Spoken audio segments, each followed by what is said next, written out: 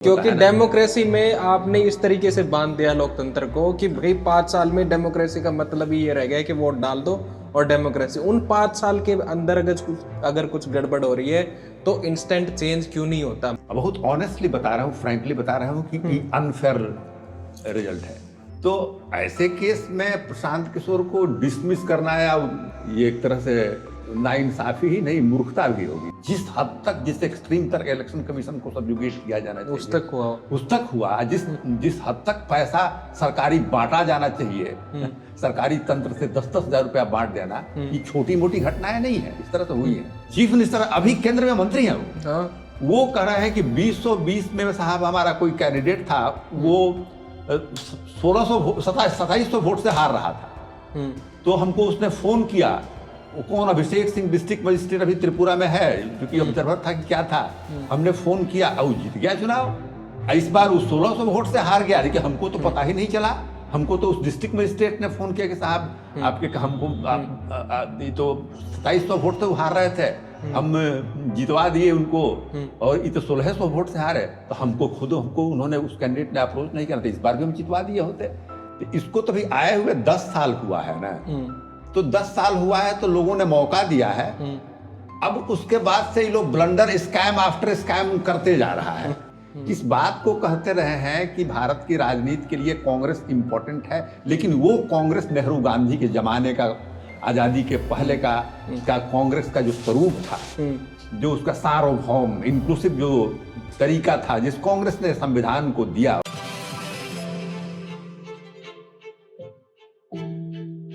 कैसे हो sir? Warm welcome. First class. Thank you so much.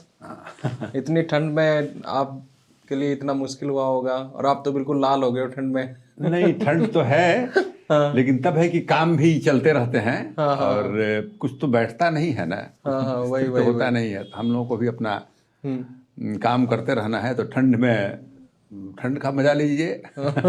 ये तो है ही। सर, आपकी स्टेट के चौंकाने वाले रिजल्ट जो आए हैं बिहार से, और मेरे को विनोद दुआ की एक लाइन याद आई है। विनोद दुआ कहा करते थे कि भाई जो आपके ये कमेंटेटर हैं, हर्षल क्या नाम था यार, बहुत अच्छे कमेंटेटर थे, वो नाम भूल गया मैं। तो वो बहुत अच्छे तरीके से क्रिकेट को समझते थे। वो पिच को भी समझते थे, मौसम को भी समझते थे, क्रिकेट को भी। हर्ष भोगले। हाँ, Harsha Bhogle. Thank you so much. तो हर्ष भोगले बहुत अच्छे से क्रिकेट को, पिच को, एनवायरनमेंट को, किसको फील्ड पे उतारना है, फील्ड कैसा है, सब कुछ अगर वो समझते थे। पर अगर एक दिन वो एक कहें कि अब मैं क्रिकेट खेलूंगा, तो फिर तो मतलब क्या वो उस तरीके के रिजल्ट दे पाएंगे, वो जिस तरीके के की समझ उनको क्रिकेट की थी? तो क्या आपको लगता है कि same applies to the Prashant Kishor? एक बंदा जो इतने साल से चुनाव लड़वा रहा था, अलग अलग पार्टियों को जितवा भी रहा था, एक चुनाव हारे वो 2017 का कांग्रेस के साथ, और फिर वो यहाँ पे यात्रा में उतरे बिहार में, पार्टी बनाई, पार्टी बना के 0 सीट, 3% वोट आए हैं, और ऑलमोस्ट पूरी मेहनत खराब या ख़त्म, या किस तरीके से आप इस चीज़ का एनालिसिस करोगे?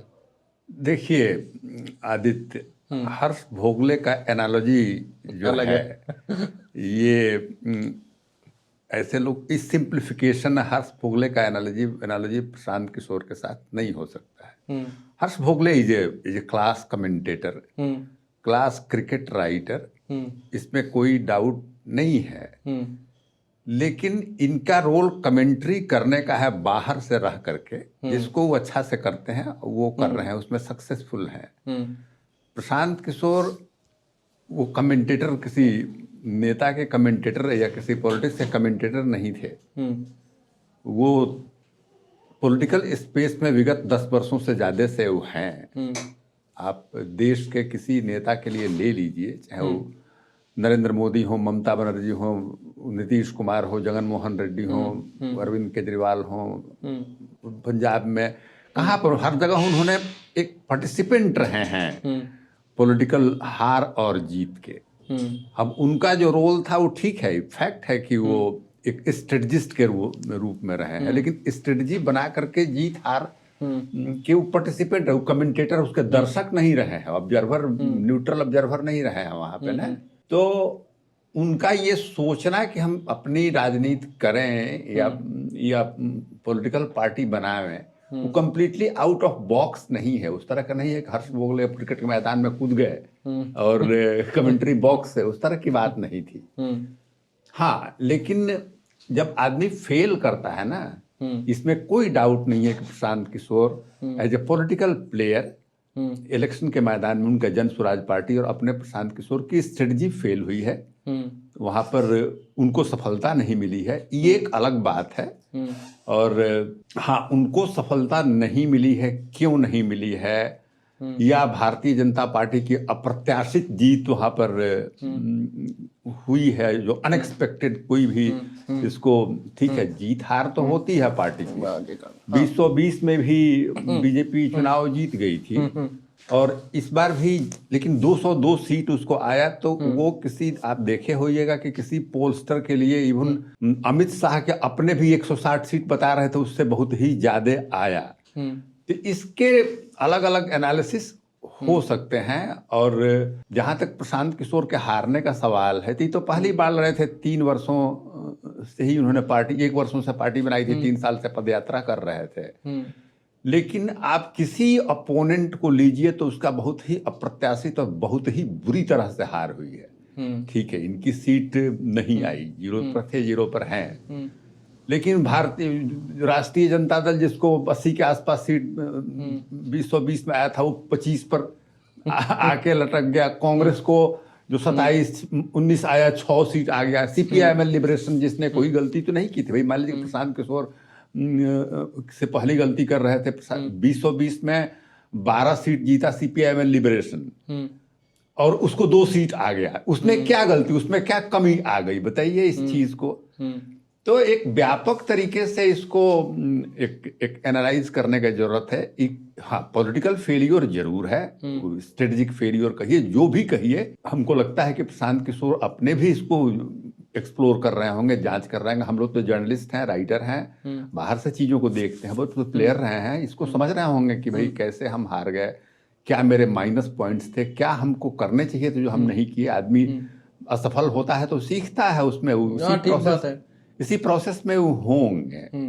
तो यही बात है। तो इस प्रोसेस को आप कैसे देखते हैं? एक स्ट्रेटेजिस्ट एक इलेक्शन लड़ता है, चुनाव लड़ता है, और इसको अगर आम भाषा में कहें, आज की भाषा में, तो एक पॉलिटिकल स्टार्टअप करता है, और उस पॉलिटिकल स्टार्टअप को वो पूरा फैक्ट फिगर और डॉक्यूमेंट और स्ट्रेटजी के हिसाब से करता है। रादर ये होता है कई बार चुनाव में कि आप 2-2 साल 3-3 साल यात्राएं तो निकालते हो, पर यात्राएं निकालते हो तो लोग होते हैं, जो आपका मूवमेंट बनता है, उसमें एक इमोशनल अपील होती है, लोगों की भावनाएं होती हैं, और वो भावनाएं जब पीक करते हैं तो रेवोल्यूशंस आते हैं, और फिर वो इलेक्टोरल में भी दिखता है। तो क्या प्रशांत किशोर के साथ में ऐसी कोई जन भावना नहीं जुड़ी हुई थी कि वो सिर्फ पेपर के दम पे अपनी पार्टी को चला रहे थे? नहीं, हमको जो लगता है ना कि मैं अभी गया था बिहार, अभी 2-3 दिन पहले बिहार गया था, तो as a journalist, as a writer, as a citizen of resident of that state, हम लोगों से बात करते रहते हैं अपना। तो अभी भी प्रशांत किशोर के खिलाफ कोई बोलने वाला कोई आदमी, अभी भी लोग बोल रहे हैं कि वोट ठीक नहीं मिला उनको। खिलाफ क्या बोलना सर, वो 0 सीट आई, उसके खिलाफ और पक्ष में तो बोलने की बात ही नहीं है। जो पहले लोग बोलते थे कि भाई अच्छा बात बोल रहे हैं, माइग्रेशन का इशू उठा रहे, देखिए 1-2 बातें हैं जो बहुत ही कांस्टेंट होती हैं समाज में। जैसे बिहार के समाज में पॉवर्टी है, माइग्रेशन है, और बहुत अनप्रेसिडेंटेड, बहुत बुरी तरह से लोग उस माइग्रेशन और अनएम्प्लॉयमेंट के मकड़ा जाल में फंसे हुए हैं वहां पर। ये प्रशांत किशोर के असफल हो जाने से वो इशू खत्म नहीं ना हो जाएगा, बिल्कुल नहीं हो जाएंगे, नहीं हो जाएंगे। और नहीं, प्रशांत किशोर ने उस इशू को बहुत शिद्दत के साथ उठाया, तो उनका कोई दोष इसमें तो था नहीं ना, इसलिए कि 0 सीट उनको आ गया, चुनाव हार गए, तो उसके लिए वो कल्प्रिट नहीं हो जाएंगे ना। उन्होंने तो ठीक इशू को उठाया, नहीं, पाप नहीं किया, वो तो ठीक पाप बात नहीं किया ना। और दूसरी बात है कि लोग उस समय भी बोलते थे कि भाई ठीक इशू तो ठीक उठा रहे हैं। अभी भी जो है लोग बोलते हैं कि हाँ उनको वोट नहीं मिला है, कभी भी लोग उनको गाली नहीं देते, इशू तो उन्होंने ठीक उठाया। हाँ, ये बात जरूर है कि लोगों ने उनको वोट नहीं दिया, एटलीस्ट जिस प्रोपोर्शन में उनको वोट मिलना चाहिए तो उससे बहुत ही कम वोट उनको मिला।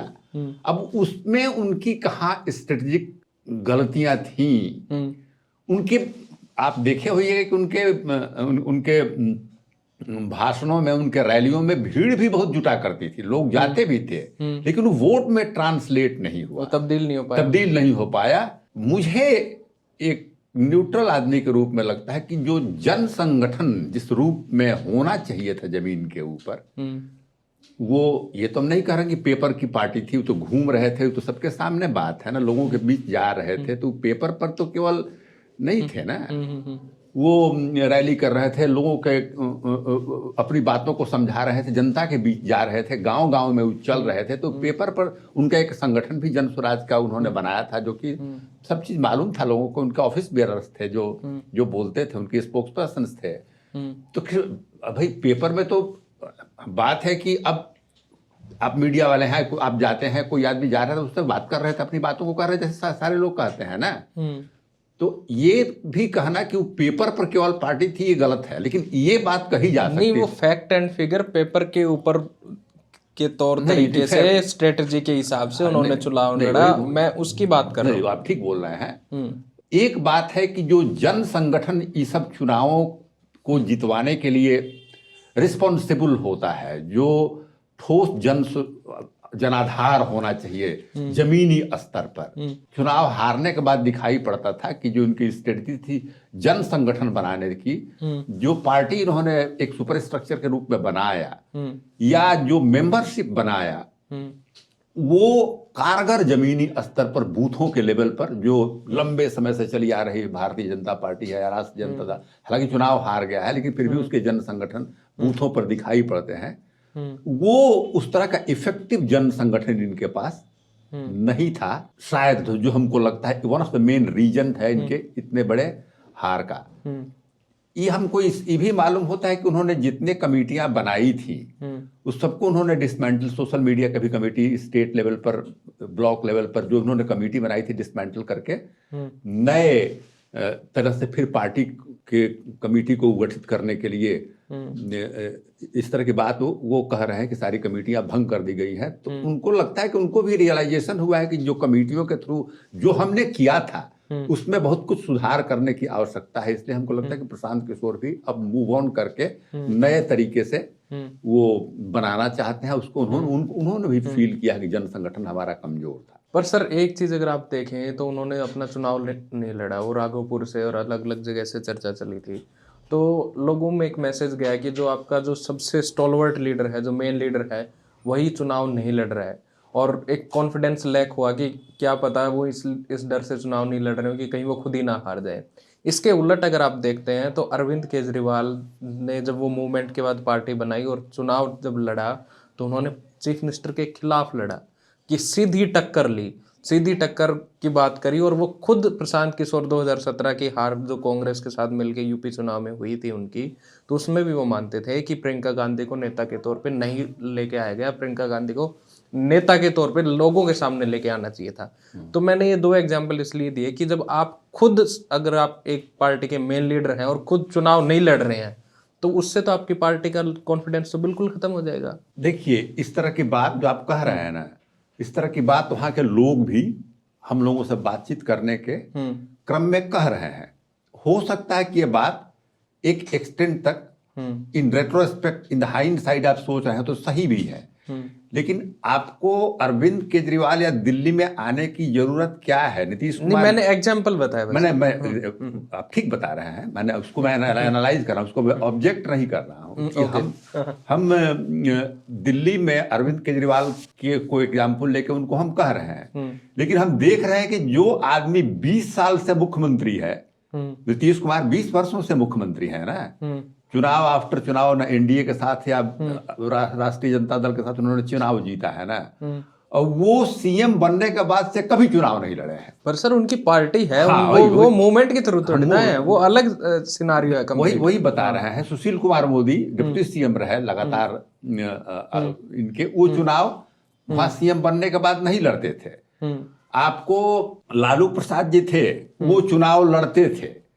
तो देखिए, ये बेसिक जो बात है। फिर हम आ रहे हैं जन संगठन पार्टी के। आपने भी कहा कि इनके पास पार्टी थी, तो पार्टी जो चुनाव जीतने के लायक जो जन संगठन होना चाहिए, इनका मजबूत नहीं था। हो सकता है चुनाव लड़ भी जाते, अब चुनाव हार जाते, रिजल्ट यही होता। आपको, हमको नहीं लगता है कि चुनाव लड़ भी गए होते अगर, तो बहुत फर्क उससे क्रिएट होने वाला था इस चुनाव में। हाँ, लोग जरूर इस तरह की बात कर रहे हैं कि लोग ये तो नहीं कहते कि इसने तो एक महीने पहले इलेक्शन छोड़ दिया नहीं था। कहते, लेकिन उसका मटेरियल फायदा क्या होता? मान लो कि लोग कहते हैं ना ये चुनाव लड़ा हार गया, तो उससे फायदा क्या हो जाता? आपको सीट नहीं आता तो पर उसमें सर एक ये तो चीज रहती है कि जो आपका मेन लीडर है वो चुनाव लड़ रहा है। हाँ, तो एक कॉन्फिडेंस तो रहता है आपके वर्कर में। की बात है ना कि कॉन्फिडेंस रहता और सीट आपको 0 आता, तो वो कॉन्फिडेंस रहने या नहीं रहने का मटेरियल फर्क क्या पड़ा?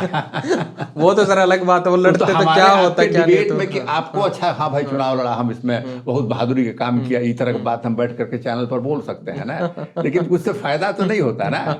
वो भी है, वो भी बात है। तो खैर ये सब मैटर ऑफ स्ट्रेटजी है। और अभी जो हमको लग रहा है कि जो प्रशांत किशोर को जो हम समझते हैं जिस तरह से, तो वो एक चर्निंग के पोजीशन में है। उन्होंने मैदान छोड़ा नहीं है, चुनाव के बाद रिस्पॉन्सिबिलिटी उन्होंने लिया है। उन्होंने एडमिट किया कि चुनाव हम हार गए हैं, हमको अपने एक्सपेक्टेशन से बहुत ही कम वोट मिला है, हम इससे निराश भी हैं, वो इस बात को उन्होंने बताया है।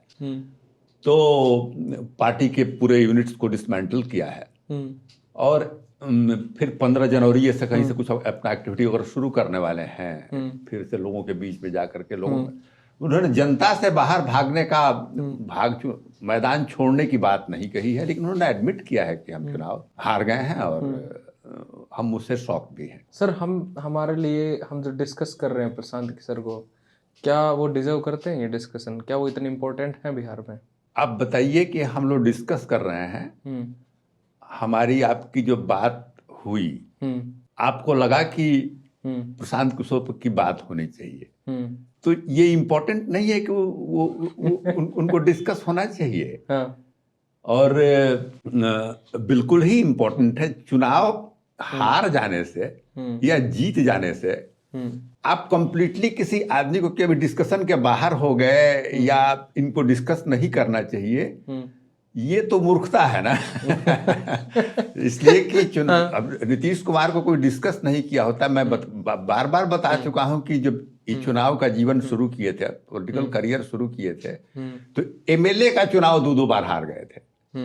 77 में ये चुनाव लड़े थे और उस समय जनता पार्टी का हवा था। ये नहीं कि ये जनता पार्टी कांग्रेस आपको को हरा करके पहली बार केंद्र में सरकार बन गई थी, उसके बाद बिहार में चुनाव हुई थी। अब और ऐसा स्ट्रांग जनता पार्टी की सरकार में इतना स्ट्रांग परफॉर्मेंस हुआ कि बहुत लोग चुनाव जीत गए, कर्पूरी ठाकुर सीएम बने थे, उसमें ये चुनाव हार गए। नीतीश कुमार एमएलए का चुनाव हार गए, अपने घर से हार गए, असेंबली से, अपने हरनौत कंस्टिट्यूएंसी से हार गए। फिर 80 में भी एमएलए का चुनाव हार गए। तो 2 बार नीतीश कुमार जो है वो एमएलए का चुनाव हारे हैं अपने करियर के शुरुआत में। उस आदमी को देखिए कि 20 वर्षों से वो मुख्यमंत्री हैं। हम लोगों ने देखा है कि 1980 के बाद से, हम 87 में जर्नलिस्ट बने थे, 85 में पहली बार एमएलए बन गए थे, तो वीरचंद पटेल मार्ग पर चलते थे तो बहुत लोग पूछने वाला नहीं था इनको, कोई फोर्स ही नहीं कर सकता था कि मुख्यमंत्री या कुछ इस तरह की चीज बन जाएंगे। हाँ, ठीक बात है। तो अगर उनको आप देखिए कि आज बहुत महत्वपूर्ण है, लोग बोल रहे हैं कि भाई इनका दिमाग काम नहीं कर रहा है और कुछ का कुछ कर रहा है, फिर भी प्रशांत किशोर खुद कहते हैं। हाँ, खुद कहते हैं, सारे लोग कहते हैं इस बात को। अब हम ही नहीं देख, मान लीजिए किसी का बुर्का उठा दिए तो किसी का माथा पर गमला रख दिए तो कहीं कुछ अनाप शनाप बोल दिए। एक स्टैब्लिश बात अब यह है कि भाई बीमारी का नाम चूंकि मेडिकल रिपोर्ट लोगों के पास नहीं है, लेकिन वो बीमार अवस्था में है, ये तो डिस्प्यूटेड तो है नहीं ना। इस अवस्था में भी वो मजबूत बने हुए तो प्रशांत किशोर तो उनके, अगर उन्हीं का पैरेलल बिहार की बात हम कर रहे हैं तो बिहार का ही पैरेलल ड्रॉ कीजिएगा, तो एक आदमी जो 2 बार विधायक का चुनाव हार गया, वो आदमी आज जो है 50 तरह की गलतियों को करने के बाद भी मुख्यमंत्री बना हुआ है। ऑब्वियस है ना। तो ऐसे केस में प्रशांत किशोर को डिसमिस करना या ये एक तरह से नाइंसाफी ही नहीं, मूर्खता भी होगी ना। ओके सर, मैं इसका कारण बताता हूँ। मैंने आपसे क्यों पूछा ये सवाल, क्योंकि कई उनके विरोधी हैं, वो ये कहते हैं कि ये तो रेप्लिका थे रूलिंग गवर्नमेंट के। इसीलिए आए थे और इसीलिए इनको एक स्पेस मिला था, और ये 0 सीट ये तो एक पूरी स्ट्रेटेजी थी। और दूसरा वो ये भी कहते हैं कि इनको इतना मीडिया अटेंशन दिया गया, उसका तो कोई आधार ही नहीं था। क्यों मिला इनको इतना मीडिया अटेंशन, मतलब क्यों क्यों किस वजह से? जब इनका एंड रिजल्ट तो आपने देख ही लिया। ये तो पूरा का पूरा एक स्ट्रेटेजी थी जिस तरीके से प्रशांत किशोर वहाँ पे काम कर रहे थे। अच्छा, मैं अपनी बात बताता हूँ। मैं 35 ईयर्स से जर्नलिस्ट हूँ। मैं पटना में लंबे दिनों तक काम किया है और सीनियर पोजीशन पर काम किया है। अच्छे अखबारों में काम किया है, हिंदुस्तान टाइम्स में, स्टेट्समैन में, टेलीग्राफ में। आज भी कॉलम वगैरह लिखता हूँ। आप विश्वास कीजिए, मैं एक बार ही प्रशांत किशोर से मिला हूँ। मैं नहीं मिला हूँ उनसे। ये नहीं कहता हूँ कि मैं एरोगेंस है, उन्होंने हमको अपॉइंटमेंट नहीं दिया, हमको ऐसा जरूरत नहीं पड़ा है। तो मीडिया, हम डिस्कस कर रहे हैं इस बात को, तो क्या हम कोई गलत काम कर रहे हैं? क्या नहीं, बिल्कुल नहीं। गलत काम नहीं कर रहे हैं। तो मीडिया को अगर लगता है कि इंपॉर्टेंस है, उनके व्यूज आ रहे हैं, लोग उनको सुन रहे हैं, आप इसको डिस्कस कर रहे हैं, तो यही दोष नहीं हो जाएगा ना? ये तो है कि मीडिया ने हाइप कर, हम क्या मीडिया हाइप कर रहे हैं भाई? ये भी है। अगर तो हमको भी कोई बोला कि प्रशांत किशोर पर इतना बात कर रहे हैं, जबकि फैक्ट है कि आप मीडिया मैन है, दरियाफ्त कर सकते हैं उनके ऑफिस में कि कभी हमारी एक बार बहुत क्षणिक समय के लिए मुलाकात। ऑफकोर्स हम उनको जानते हैं, उनके ऐसे एक लेखक हम हैं, तो उनके बहुत सारे लेखक, जर्नलिस्ट, राइटर फ्रेंड्स हैं जिससे हम जिससे बात करते हैं उनके बारे में। हम बिहार में वो काम करते हैं तो ट्रैक रखते हैं, या देश में कहीं भी काम करते हैं, एक राइटर के रूप में हमारा ट्रैक रखना काम है उनके ऊपर। तो उस तरह से उनके बारे में हम जानते हैं, लेकिन और लिखते भी हैं और बात भी करते हैं। तो क्या हम हाइप क्रिएट कर रहे हैं उनके बारे में? ऐसी बात नहीं है ना। तो ऐसे ही जिस मीडिया मैन को लगता है कि भाई इनके ये इंपॉर्टेंट आदमी, हमको लगता है कि इंपॉर्टेंट आदमी है, इसलिए उनको हम डिस्कस करते हैं। ऐसे किसी मीडिया मैन को लगता है या किसी चैनल को लगता है कि इंपॉर्टेंट आदमी है, तो और इनको डिस्कस किया जाना चाहिए। लोगों का इनमें इंटरेस्ट है, ऑडियंस का इंटरेस्ट है, पीपल का इंटरेस्ट है, तो क्यों नहीं डिस्कस किया जाना चाहिए? ये हाइप की क्या बात होती है? हाइप थोड़ी कोई क्रिएट कर रहा है। एक से एक लोग हैं, आपको पटना में, बिहार में, दिल्ली में, यहाँ चलिएगा तो रोड पर लोगों की कमी थोड़ी दिखाई पड़ती है। ठीक बात है।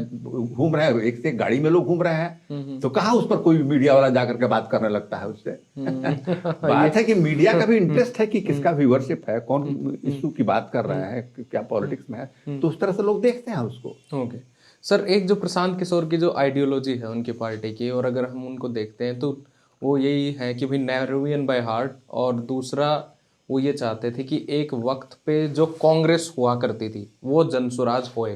तो इसको आप किस तरीके से देखते हो? नहीं, इसको मैं ठीक तरीके से देखता हूँ। देखिए, वो शुरू से कह रहे हैं कि फ्रॉम द वेरी बिगिनिंग, अब वो बीजेपी के बी टीम है तो ए टीम है, तो ये सब बातों में हम लोग नहीं जाते हैं। लेकिन वो शुरू से ही, बल्कि पार्टी बनाने के पहले से, जब कांग्रेस के साथ वो वार्ता कर रहे थे, कांग्रेस से छूटने के बाद भी इस बात को कहते रहे हैं कि भारत की राजनीति के लिए कांग्रेस इंपॉर्टेंट है। लेकिन वो कांग्रेस नेहरू गांधी के जमाने का, आजादी के पहले का कांग्रेस का जो स्वरूप था, जो उसका सार्वभौम इंक्लूसिव जो तरीका था, जिस कांग्रेस ने संविधान को दिया, बाबा साहब अम्बेडकर के संविधान को जिसने बनाया, जिसमें सेक्युलरिज्म है, जिसमें गांधीयन सोशलिज्म है, वो कांग्रेस ही, और उनके एम्बलम पर भी लगा हुआ है, लोगों में भी देखते हो कि पहले गांधी लगा हुआ है उसमें, बाद में उन्होंने अम्बेडकर को भी उसमें लगाया है। तो ये तो हमको लगता है कि उनके पार्टी का जो फिलॉसफी है, जो कोर, जो गोल है वो पार्टी का, वो यही है। वो कांग्रेस से बहुत भिन्नता उसमें बिल्कुल ही आइडियोलॉजिकल लेवल पर नहीं है। प्राइमरी कोर आइडियोलॉजी के लेवल पर अगर वो सबसे नजदीक आते हैं तो कांग्रेस के ही नजदीक आते हैं। ये तो है। हाँ। तो वो उन्हीं मुद्दों को लेकर चल रहे थे, उसी मुद्दों को लेकर के वही स्ट्रक्चर वो बनाना चाहते हैं। जो कांग्रेस का आइडियोलॉजी और स्ट्रक्चर दोनों, वो नेहरू गांधी के जमाने का जो कांग्रेस था, उस एज का जो कांग्रेस था, उसी वही एक तरह से रेप्लिका करना चाहते हैं। कांग्रेस में भी जा करके कांग्रेस की ही बात कर रहे थे, नहीं कि वो बीजेपी के लाइन पर चला जाए, किसी संघ के लाइन पर चला, इसकी बात वो नहीं कर रहे थे। तो कांग्रेस की भी बात कर रहे थे, तो ठीक है, स्ट्रेटजी उनकी अलग हो सकती थी, लेकिन वही बताना चाहते थे कि भाई आपका जो स्ट्रेंथ है, आपके जो स्ट्रक्चर है, उसको रीबिल्ड कीजिए, रिवाइव कीजिए द वे यू वेर, उस लेगेसी को, in the form of structure and ideology. और जब वहां पर किसी कारण से वो बात नहीं बन पाई उनकी, तो जन स्वराज में आकर के ठीक वही बार बार उन्होंने कहा कि हम वही काम करने जा रहे हैं जो कांग्रेस को हम बताए थे, यही प्रपोजल हमने रखा था, वो जन स्वराज के रूप में करने आ रहे हैं। सर, नीरजा चौधरी मैम जो हैं, जो जर्नलिस्ट हैं, उन्होंने हमारे एक इंटरव्यू में कहा था कि जो स्पेस प्रशांत किशोर बिहार में ऑक्यूपाई कर रहे हैं वो नेचुरल फर्टाइल ग्राउंड था कांग्रेस पार्टी के लिए, जो ऑक्यूपाई नहीं कर पाए। तो क्या प्रशांत किशोर का भी एक विजन था या रहेगा कि भाई जो स्पेस कांग्रेस का बिहार में था वो तो बिहार और साथ साथ अदर स्टेट्स में भी उसको ऑक्यूपाई किया जाए? पुरानी सीनियर हैं, हम जानते हैं उनको, चुनाव से पहले कही थी उन्होंने बात। चुनाव के पहले भी कहा था, और वो ये सही बात कहा था। नीरजा जी को हम जानते हैं, वो भी हमको जानती हैं, कॉलमनिस्ट हैं, इंडियन एक्सप्रेस में लिखती हैं, एंड बहुत सीरियसली हम लोग लेते हैं उनको। तो देखिए, स्पेस ये बहुत नेचुरल स्पेस है। कांग्रेस अपने इनिशियल स्टेज में अभी भी एक नेचुरल पीपुल्स में, जो इंडिया का जो कंपोजिशन है ना, भारतीय डेमोग्राफी का जो कंपोजिशन है, जो बिहेवियर है, उसके अनुसार कांग्रेस जो पार्टी है उसको फिट बैठती है, इवॉल्व की हुई पार्टी है ना। आपको कांग्रेस तो 5 दिन 10 दिन से की पुरानी पार्टी, आजादी के पहले की पार्टी है। गांधी, नेहरू, सुभाष चंद्र बोस, एक से एक बड़े बड़े लोगों ने उस पार्टी इवॉल्व किया है 19th सेंचुरी में कायम होकर के। उसके बाद से इवॉल्व, भारत के आजादी के पहले with freedom struggle party evolve किया, फिर इंडिपेंडेंस के बाद से तो पार्टी वो इवॉल्व किया है। तो इवॉल्व किया तो पार्टी कोई हवा से तो इवॉल्व किया नहीं, लोगों का जो बेस है, लोगों का रिस्पॉन्स है, उसके एस्पिरेशंस हैं, कैसे कैसे बदलते गए, उसके अनुसार पार्टी अपने को ढालते चली गई है। तो वो स्पेस तो ऑलरेडी वहां पर है। कांग्रेस का फेलियर क्या है कि उस स्पेस को जो है वो पिटर आउट किया है, बिकॉज ऑफ इसके जो राहुल गांधी या राजीव गांधी के जमाने से जो कांग्रेस वीक होना शुरू किया, तो किस लेवल पर वीक होना, जमीन पर वीक होना शुरू किया ना। तो जिससे उसके वोट बिखर गए जमीन पर, उसके जो सेवा दल थे, उसके जो स्ट्रक्चर थे पार्टी के, वो खत्म हो गए हैं, कम हो गए हैं। लेकिन स्पेस तो है। तो वो उसी स्पेस को प्रशांत किशोर जो है उसको भरना चाह रहे हैं, और उसी टूल से भरना चाह रहे हैं जिस टूल से कांग्रेस ने कभी भरा था। हाँ, ये तो है। Then sir, what went wrong with Congress? वो मेहनत नहीं करते, या क्या कमी है कि वो पिछले 30-40 साल से वैसे की वैसे बने हुए बिहार में? ये कांग्रेस का फेलियर है, बता रहे हैं आपको हम, इसलिए कि कांग्रेस का वीकनिंग जो है मेरे समझ से 1984 में कांग्रेस बहुत ही लैंडस्लाइड विक्ट्री के पास, इंदिरा गांधी के मारे जाने के बाद से, उनका असैसिनेशन होने के बाद से एक सिंपैथी वेव जनरेट हुआ, जिसमें बहुत लैंडस्लाइड विक्ट्री कांग्रेस का राजीव गांधी के टाइम। लेकिन उसी समय से कांग्रेस के पतन की भी कहानी शुरू होती है। आपको पार्टी रीजनल लेवल पर, ग्रासरूट्स लेवल पर कमजोर होने लगी।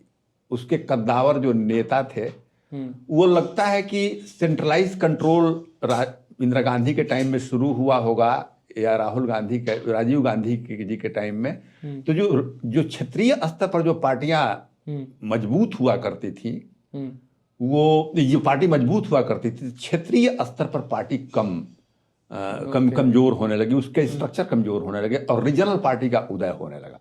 जिसमें बिहार में आपको कर्पूरी ठाकुर या लालू प्रसाद जी आए, मुलायम सिंह यादव, पहले चरण सिंह। तो इस तरह से वो जो स्पेस था, सोशलिस्टों ने अपना स्पेस बढ़ा लिया। पहले इनके दलित, जो मुस्लिम, जो अगड़ा पिछड़ा, जो सबका एक तरह से रेनबो कोalition सामाजिक स्तर पर कांग्रेस में दिखाई पड़ता था, उसमें से बड़े बड़े चंक जो थे दूसरे पार्टियों में जाने लगे, कैडर शिफ्ट करने लगे, इनके अपने कैडर कमजोर पड़ने लगे। तो और वैरायटी ऑफ रीजन्स होंगे, तो कांग्रेस उसमें कमजोर हुआ। तो पहले क्षेत्रीय पार्टियों का उदय हुआ, और फिर कांग्रेस ने इसी क्षेत्रीय पार्टियों के साथ अलायंस करके अपने को कहीं ना कहीं से बचाने की राजनीति शुरू की। फिर उसमें से बहुत सारे वोट जो है फिर भारतीय जनता पार्टी के तरफ से आ गए। तो इस तरह से कांग्रेस कमजोर हो चुकी है जमीनी स्तर पर, उत्तर प्रदेश और बिहार में, इंडी हार्टलैंड में। यही बात और प्रेजेंट का क्या, उनका प्रेजेंट टाइम भी कमजोरी है कांग्रेस पर। मान लीजिए कि बिहार में वो लालू प्रसाद के साथ राजनीति करती हैं। लालू प्रसाद की पार्टी अपने बहुत ही बुरे हालत में कोई चली तो गई। ये कह रहा था ये 30-35 सीट उनको दिए, इनका करेंगे क्या, वो इनको जीरो ही कर देते। मैंने कांग्रेस का वीकनेस है कि इसको डिपेंड होना पड़ता है। जिस पार्टी पर मान लीजिए कि डिपेंड हो, और अपने पार्टी वो खराब परफॉर्म कर गई थी। बहुत ही एक इंट्रिकेट कॉम्प्लिकेटेड सिचुएशन है। उत्तर प्रदेश में कांग्रेस ने 2024 के इलेक्शन में अच्छा किया है अलायंस करके, ये अखिलेश यादव जी अखिलेश के साथ। हाँ, अगर मान लीजिए कि असेंबली चुनाव में अगर अच्छा करती है अगर तो ठीक है, लेकिन मान लीजिए कि अब अलायंस बिहार में आपने जिस पार्टी से, वही पार्टी का हालत खराब हो जाए अगर, तो वहां यही स्थिति बन गई है कि कांग्रेस तो पहले ही से खराब थी, वो डिपेंड करती थी जो रीजनल पार्टी उसे अलायंस करके, वो पार्टी की भी स्थिति अच्छी नहीं रह गई है। तो ये इंट्रिकेट सिचुएशन जो है हो गया है वहां पर। तो अब देखिए पार्टियां तो वहां पर है। अब मान लीजिए पार्टी खत्म तो नहीं हो जाएगी ना सब, चाहे जन स्वराज भले पार्टी हार गई है या लालू प्रसाद की पार्टी है, कांग्रेस है, तो अपोजिशन स्पेस तो रहेगा ना भाई। तो अब कैसे अपने को रीबूट करके फिर से हम अपने को खड़ा करें और भारतीय जनता पार्टी के को चैलेंज करें, जो कि चुनाव अभी जीत गई है। ये मत समझिए कि चुनाव जीत गए आप 202 सीट आ गया तो परमानेंट आपका हाल हो गया। 200 आपको 5 सीट जीता था ना 2010 में। Sir gone are those days. नहीं, कोई डेज गॉन आर नहीं होता है। अगर गॉन आर होना होगा तो आप समय का चेहरा देखिए। नीतीश मैं इसका कारण बताता हूँ। हाँ। प्रशांत किशोर रिसेंटली एक इंटरव्यू में कह रहे थे कि जो पैसे जो दिए गए 10-10 हजार रुपये महिलाओं को, तो वो कह रहे थे कि चुनाव के दौरान पैसे बटे। चुनाव के दौरान तो छोड़िए, वोटिंग से 2-2, 3-3 दिन पहले तक पैसे बटे। बिहार एक ऐसा स्टेट है जिसकी पर कैपिटा इनकम 55 से 60 हजार रुपये है, जहाँ पर एक आम आदमी एक दिन में 100-150 रुपये कमा लेता है।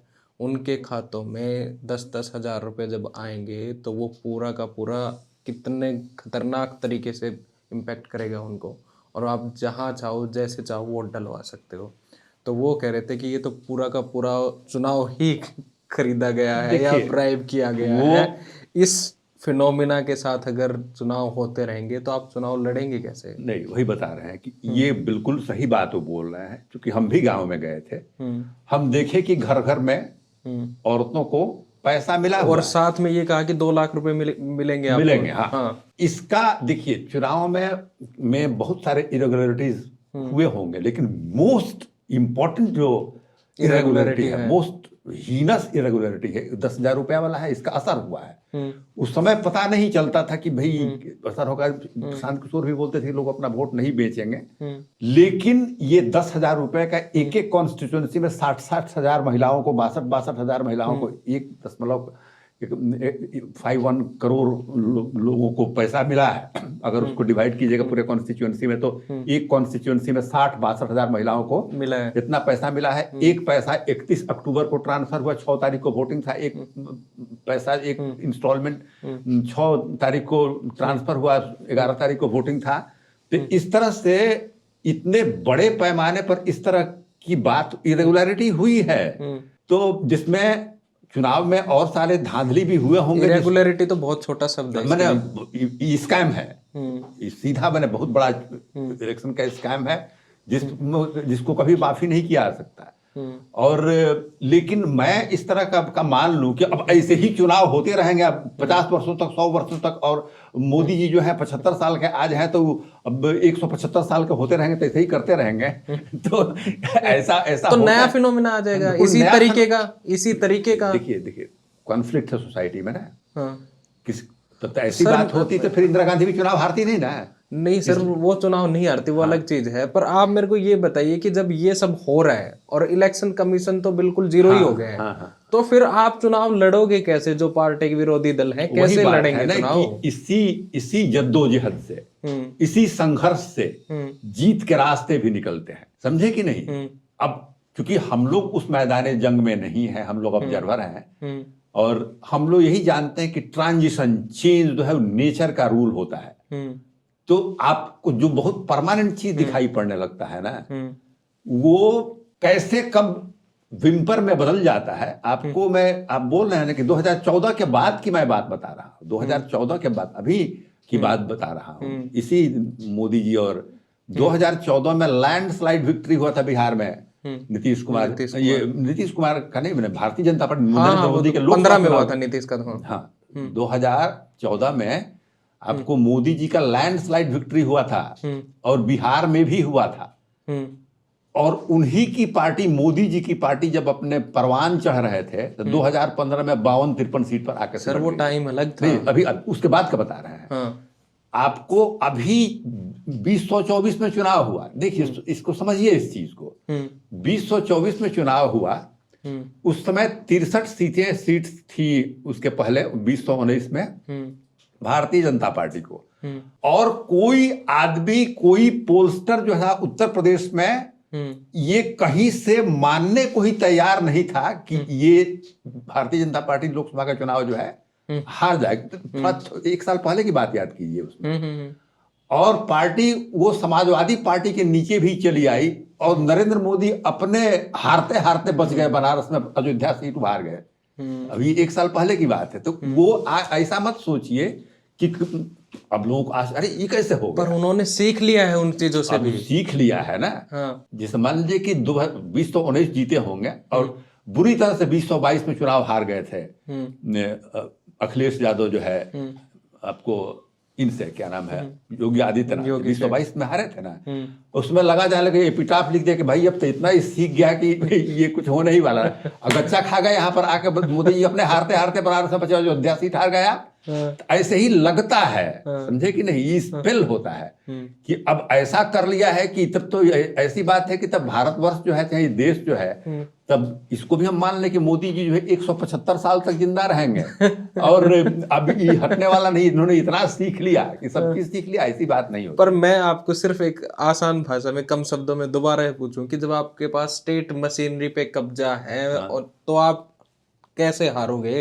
वही तो बता रहे हैं कि हम लोग तो प्लेयर हैं, हम लोग तो फिर तो वही हो सकता है कि लोग ही आपके खिलाफ खड़े हो जाएं तो बात अलग है। तो लोग खड़ा होते हैं ना, लोग जो हैं, लोग ही से तो लोग ही बनती है ना। मोदी जी कोई ऐसे ही नहीं चले आए हैं, लोगों ने सपोर्ट भी किया, इस बात को आपको मानना पड़ेगा। बिल्कुल किया है, बिल्कुल किया है। हाँ, तो लोगों ने सपोर्ट किया है। अभी मान लीजिए कि लोगों को है कि भाई वो बना रहे हैं, लेकिन इसी तरह के लोगों को लगने लगता है कि नहीं नहीं हटाओ इसको, तो हार भी जाते हैं ना। लेकिन उस समय अभी हमको दिखाई नहीं पड़ रहा है, इसलिए हम बोल नहीं रहे हैं। लेकिन ऐसे ही कांस्टेंट नहीं होता है सोसाइटी में, वो चेंज करता है। सर दिखाई इसलिए नहीं पड़ रहा होगा क्योंकि एक तो हमारी जेब भरी हुई और दूसरा जो प्रोसेस है इलेक्शन का वो उनके कब्जे में है, तो फिर दिखेगा कैसे? हाँ, तो वही बात है ना कि कब्जे में उनके है। तो क्या अब आप मान के चल रहे कि कब्जा जो है वो वर्ष बरसांतर तक त्रेसा दुख सिरे के तब जलते रहेगा? तब मरमरा लेंगे अपन फिर। क्या तब तक तो हम खत्म हो लेंगे, उसके बाद कुछ होएगा तब अलग बात है सर। आओ, अगर इतना नाराज के बाद आपका कितना एज है? नहीं, मैं 29 साल है। आपका 30 साल एज है। तो आपको अगर लग रहा है आदित्य कि हम खत्म हो जाएंगे तभी परिवर्तन होगा, तब आपको ये सब करने का जरूरत नहीं है। नहीं, सोसाइटी बात नहीं है। देखिए बहुत सीरियस बात है।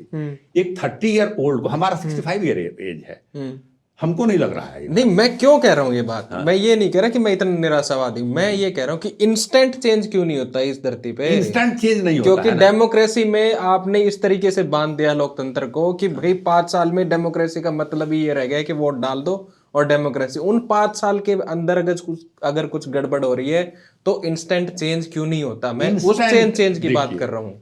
कुछ भी अगर कोई गलत है तो वो चेंज क्यों नहीं होती? नहीं, गलत देखिए, भारतीय जनता पार्टी भी नहीं इसकी बात कर रहा हूं कि आपको इंस्टेंट ई भी नहीं आ गया है।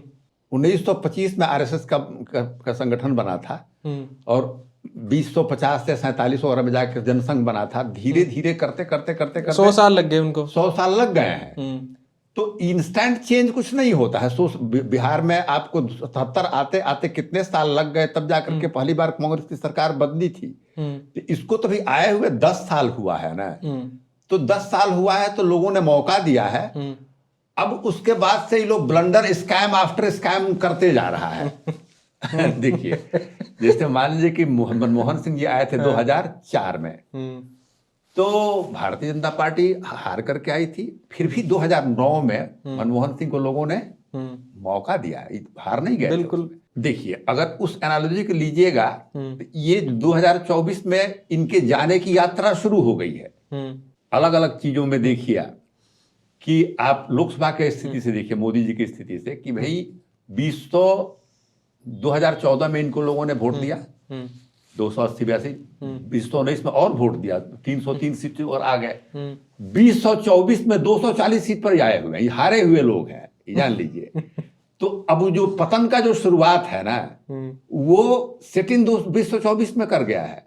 तो थोड़ा पेशेंस 2029 आने दीजिए उसको। तो अब चुनाव, अब तो राज्यों में चुनाव हो रहा है ना, अब चुनाव बंगाल में चुनाव होगा, तमिलनाडु में चुनाव होगा, फिर उत्तर प्रदेश में चुनाव होगा, पुडुचेरी में भी होगा, पौंडीचेरी में चुनाव, जहां भी चुनाव होंगे। तो केवल बिहार में एक इनको झटके में 20 मिल गया अभी चुनाव, उसमें 50 तरह की गड़बड़ियां और स्कैम हम लोग डिस्कस कर रहे हैं। नॉर्मल चुनाव नहीं था वो। जिस हद तक, जिस एक्सट्रीम तक इलेक्शन कमीशन को सब्जुगेट किया जाना चाहिए उस तक हुआ। जिस हद तक पैसा सरकारी बांटा जाना चाहिए, सरकारी तंत्र से 10-10 हजार रुपया बांट देना, ये छोटी मोटी घटनाएं नहीं है, इस तरह से हुई है। तो अब फिर चुनाव और राज्यों में होना है, और आप इसी इलेक्शन कमीशन, तो आप ही क्या है, सारा हथकंडा आप अपनाइएगा। तो अब देखिए कि क्या सब जगह बिहार की तरह रिजल्ट हो जाए, अब फिर से 2029 का ऐसे ही हो जाए। हमको तो नहीं लगता है इस तरह से ये बबल बर्स्ट करेगा, और इसके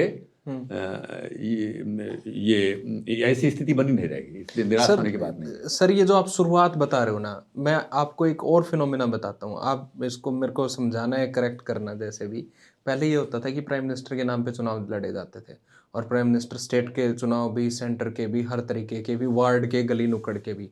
अब बिहार चुनाव में अगर आप देखते हैं तो जो प्राइम मिनिस्टर का जो फिनोमेना था वो इतना चेंज हो गया है कि स्टेट मशीनरी और जो हर बीजेपी का आदमी है वही प्राइम मिनिस्टर हो गए हैं। तो अब आपको प्राइम मिनिस्टर की या मोदी की जरूरत नहीं है। अब उन्होंने इस तरीके से इस तंत्र पे कब्जा कर लिया है कि नेता कोई भी रहे, आप चुनाव जीतते चले जाओगे। इसको आप कैसे देखते हैं? बिल्कुल ही, देखिए, कोई प्राइम मिनिस्टर होकर के हर आदमी प्राइम, ऐसी बात नहीं है। वहां पर कंप्लीट पैसे का खेल हुआ है, आप इसको समझिए, और इलेक्शन मशीनरी का खेल हुआ है। तो ये वो नेक्स्ट लेवल चले गए ना, लेवल मतलब चले गए तो नेक्स्ट लेवल हो गया ना ये भाई, नेक्स्ट लेवल चला गया। तो नेक्स्ट लेवल चला गया तो उसी वही ना लोग है कि लोग जब समझ जाएंगे इस चीजों को ना, तो फिर से उसमें न्यूज इशू खत्म नहीं हुए हैं ना। इस 25 साल के का जो यंग अनएम्प्लॉयमेंट का जो इशू है, जो माइग्रेशन के इशू, जो डिस्ट्रेस वहां पर, वो तो खत्म नहीं हुआ है ना। ये सारी चीजों, अब चुनाव जीत गए हैं, लोगों ने रियलाइज नहीं किया 10,000 रुपया पर वो। लेकिन आपने ब्लॉक डेवलपमेंट अफसर को, BLO को, आपने उस पूरा कब्जा कर लिया, पैसा बांट दिया लोगों के बीच में जाकर के, इससे आप जीत गए हैं। लेकिन बात है कि इससे चुनाव कोई वोट क्यों दे रहा है? अपने को चेंज करने के लिए वोट दे रहा है, अपने समस्याओं को खत्म करने के लिए वोट दे रहा है। ये समस्याएं वहां पर और गहराएंगे और इंटेंस होंगी, तब इसका इस्तेमाल भी आप कीजिएगा तो ये काम नहीं करेगा। उसी में बर्स्ट होता है ना, बबल बर्स्ट होता है, उसमें लोगों का रिजेंटमेंट बढ़ेगा। तो हमारे समझ से बिहार में जो रिजल्ट हुआ है, लोगों का जो ये है, आपको रिजेंटमेंट जो है, आक्रोश जो है, जब इशू सॉल्व नहीं होंगे, समस्याएं सॉल्व नहीं होंगे, नहीं ही होंगे ना। आपने पैसा अभी खाली है, ट्रेजरी जो है, आपने पैसा बांट दिया वहां पर, अब आप बात कर रहे हैं, तो इवेंचुअली जो पीपुल है उसका सफरिंग तो बढ़ेगा बिहार में ना, धरातल पर निश्चित रूप से।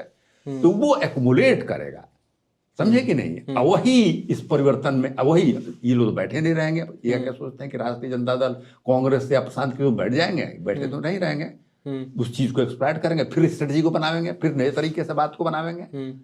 और अभी हमको सुनने में आया है कोई मीटिंग कहीं पर हुई है, हम जानते नहीं है, अभी बात करेंगे उस पर। हाँ, तो कहने का मतलब कि लोग बैठे नहीं हुए हैं ना, और पीपुल भी वोट देके वो 5 साल बैठा थोड़ी रहेगा। और सर, ये कैसे हो सकता है कि कोई एक सरकार 20 साल से, और 20 साल बाद वो इतने तगड़े बहुमत से आए कि भाई ये देखिए, ये मैं बता रहा हूं कि बहुत ऑनेस्टली बता रहा हूं, फ्रैंकली बता रहा हूं कि अनफेयर रिजल्ट है।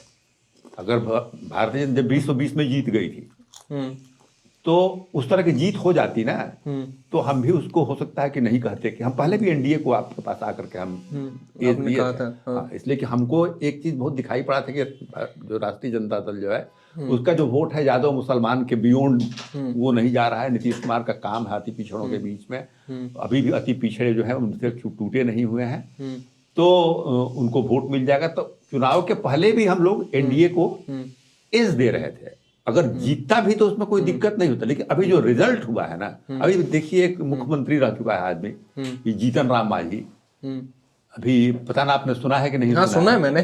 सुना है आपने कि वो कह रहा है कि 2020 में मिनिस्टर है वो केंद्र में। देखिए सिंपल आदमी नहीं है ना, हाँ, बिहार के सीएम रहे, चीफ मिनिस्टर है वो, चीफ मिनिस्टर, अभी केंद्र में मंत्री है वो। हाँ। वो कह रहे हैं कि 2020 में साहब हमारा कोई कैंडिडेट था, वो 2700 वोट से हार रहा था, तो हमको उसने फोन किया, वो कौन, अभिषेक सिंह डिस्ट्रिक्ट मजिस्ट्रेट अभी त्रिपुरा में है, जो कि ऑब्जर्वर था कि क्या था, हमने फोन किया और जीत गया चुनाव।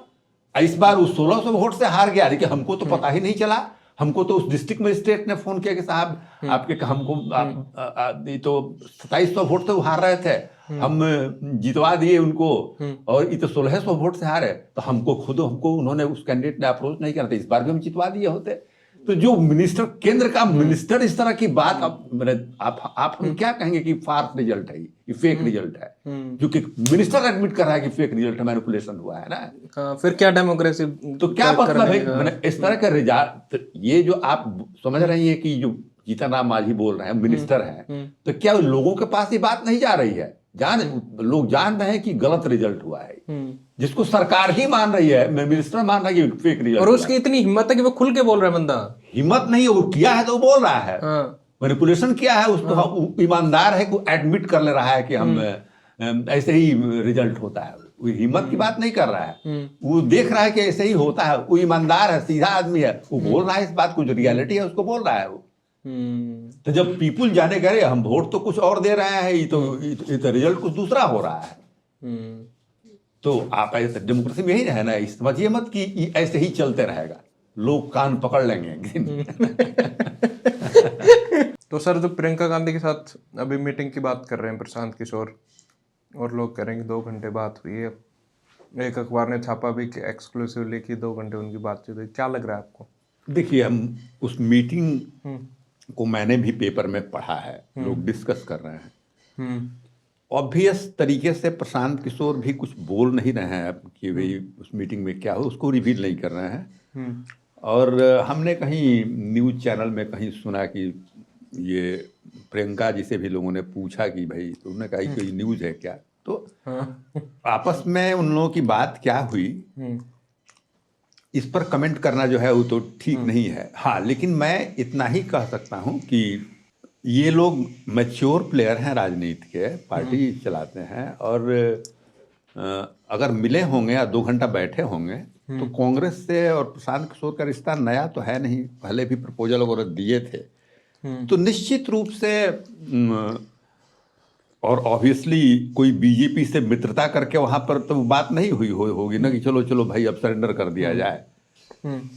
सीनियर लीडर हैं प्रियंका अपने पार्टी की, प्रशांत किशोर तो जन स्वराज के फाउंडर हैं ही हैं।